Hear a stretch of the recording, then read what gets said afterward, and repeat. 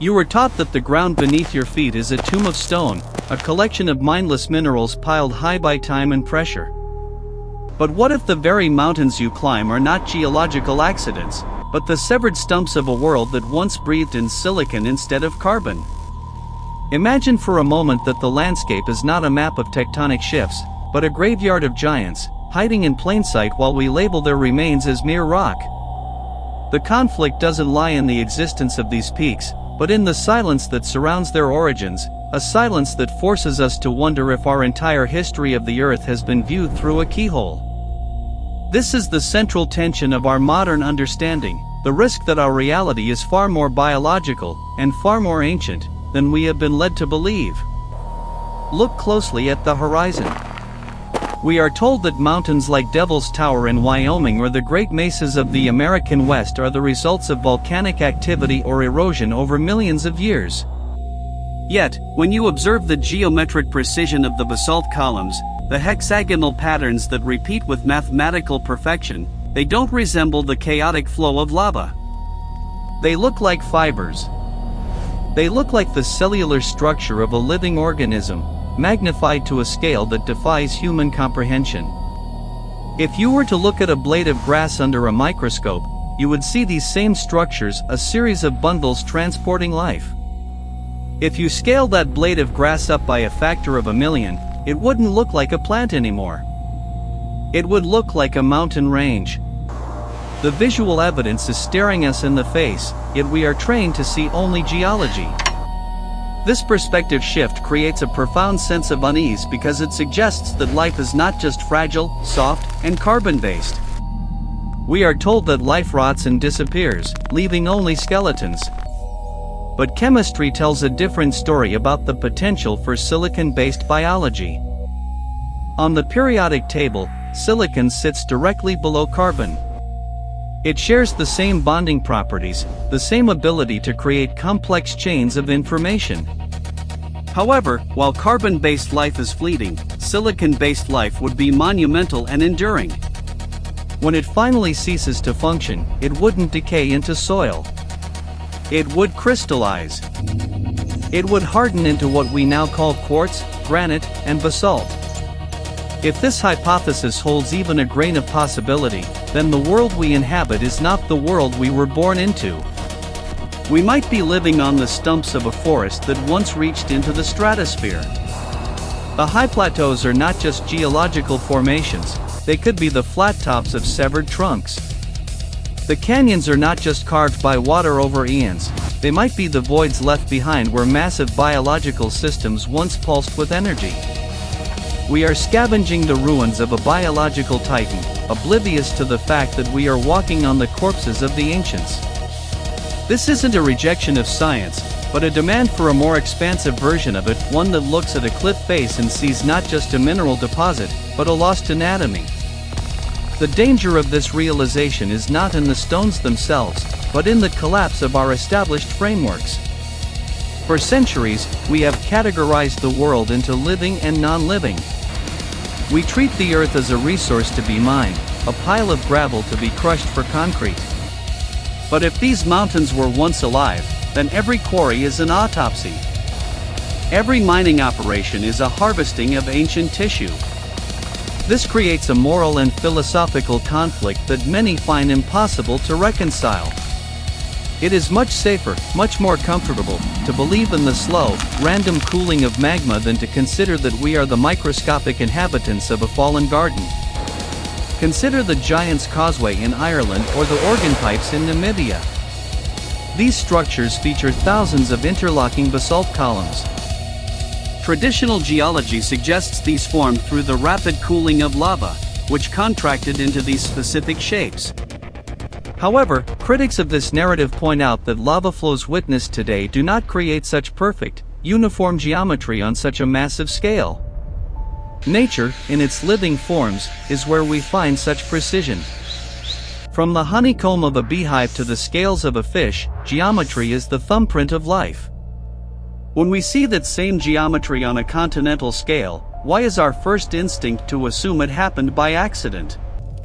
Perhaps the ancient myths weren't merely fantasies, but genetic memories. Across disparate cultures, we find the legend of the Tree of Life or the World Tree Yggdrasil in Norse mythology, the Jianmu tree in Chinese lore, or the Mesoamerican World Tree. These stories describe a time when a single organism connected the heavens to the earth. If these stories were based on a physical reality, then the mesas we see today are the remnants of those very anchors.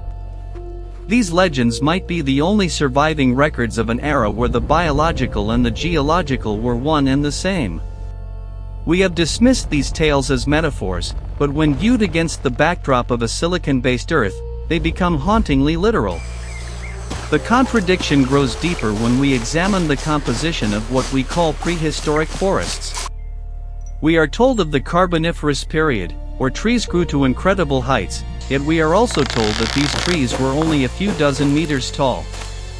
If the atmosphere of the early Earth was different, richer in minerals, denser, and more energetic, why would life limit itself to such small proportions? If the gravity or the atmospheric pressure allowed for it, why wouldn't a tree reach several kilometers into the sky? And if such a tree were silicon-based, its bark would be what we now call rock faces, and its sap would be the veins of precious metals and crystals we find deep underground. There is a haunting quality to the way we interact with these sites. Millions of tourists visit Table Mountain in South Africa or the tepees of Venezuela. They marvel at the flat tops and the sheer vertical walls that drop thousands of feet. Geologically, these are explained as erosion-resistant layers. But they look like cuts. They look like the work of a saw on a scale we cannot imagine. This introduces a dark question into the thriller of our existence. If these were trees, what happened to the rest of them? Where is the canopy? Where are the branches? The volume of material missing from the global landscape suggests a great scrape, a period where the surface of the Earth was stripped of its giant flora, leaving only the stumps behind. What force, or what event, could have been capable of felling a forest that touched the clouds? The thread in this narrative is the loss of our sense of superiority. Humans like to think we are the pinnacle of life on Earth.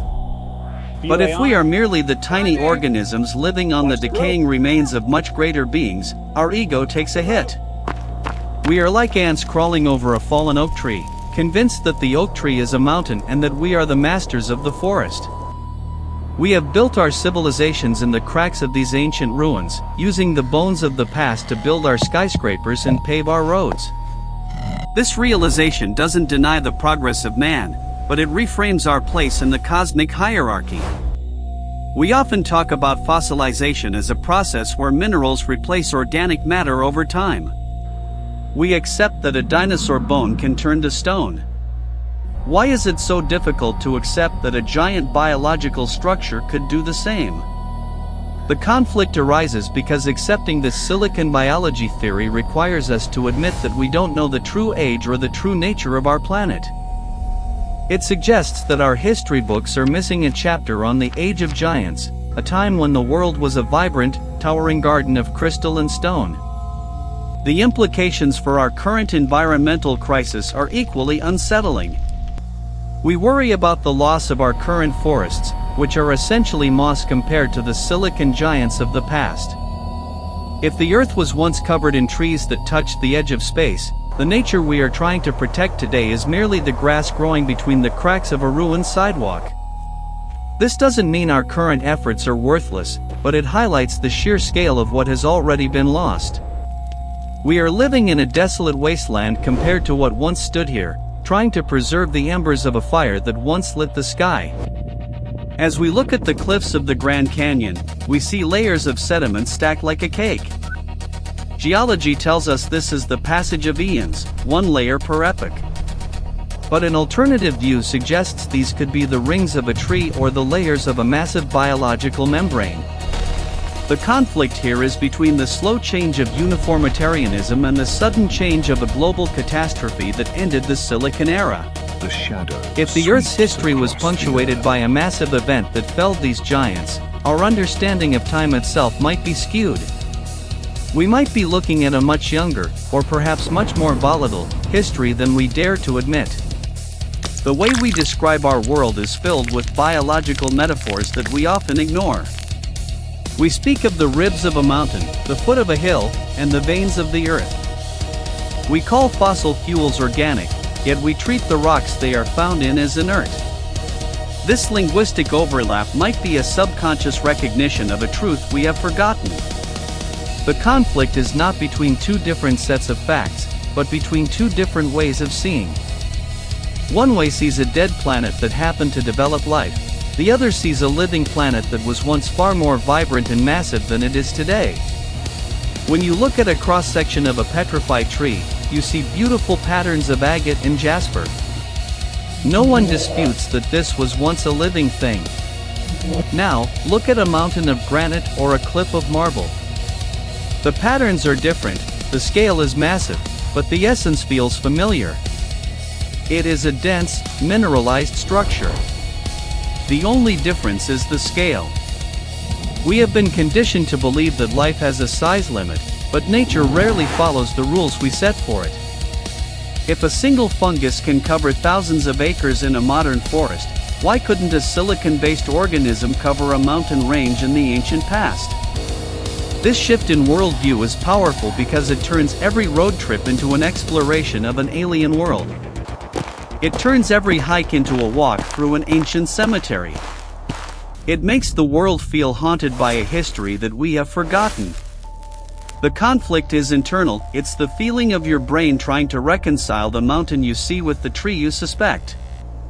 It's the tension of looking at the world and realizing that the most massive secrets are the ones we are standing on. We aren't being lied to by a grand conspiracy, but we may be limited by our own perspective. Scientists work within established paradigms, and if the paradigm says mountains are only formed by tectonic plates, the biological symmetry will always be dismissed as a coincidence. We are entering an era where the boundary between biology and technology is blurring. We create silicon chips to hold our memories and our intelligence. Perhaps we are simply returning to our roots. If the ancient world was a silicon-based biological system, then our current obsession with silicon technology is a strange form of cosmic symmetry. We are using the bones of the ancient giants to build a new kind of intelligence, unaware of the irony. We are crafting a digital future out of the fossilized remains of a biological past. The next time you see a mesa rising from the desert floor, with its perfectly flat top and its vertical, fluted sides, don't just see a rock. Ask yourself why it looks like a stump. Ask yourself where the rest of it went. The conflict between what we are told and what we see is the hook that keeps us searching. We are living in the shadow of a forgotten world, and the thriller of our age is the slow, steady realization that the earth is not a cold, dead stone spinning in the dark, but a magnificent, fossilized garden waiting for us to recognize what it once was. The world doesn't need to change for this thriller to unfold. The rocks don't need to move, and the mountains don't need to speak. All that needs to change is the way we look at them. Once you see the fibers in the stone, you can never unsee them. Once you see the stumps of the giants, the world becomes a much larger, much more mysterious place. The risk isn't in believing this, the risk is in the chilling possibility that we have been walking among the gods of the biological world and calling them dirt for all of human history. We are the inheritors of a ruined paradise, wandering through the debris of an era so grand it escapes our definition of life. As the sun sets over a jagged peak, the shadows stretch out like branches. In that half-light, the distinction between geology and biology fades. You realize that the conflict is just a matter of time. To a creature that lives 80 years, a mountain is an eternal stone. To the earth, which has seen the rise and fall of silicon giants, that mountain is just a piece of a story that is still being told. We are part of that story, not as the masters of the earth, but as the guests in a graveyard of wonders, forever looking at the stone and wondering if it's about to wake up. The true mystery isn't what lies beneath the earth, but what the earth itself used to be before it fell silent.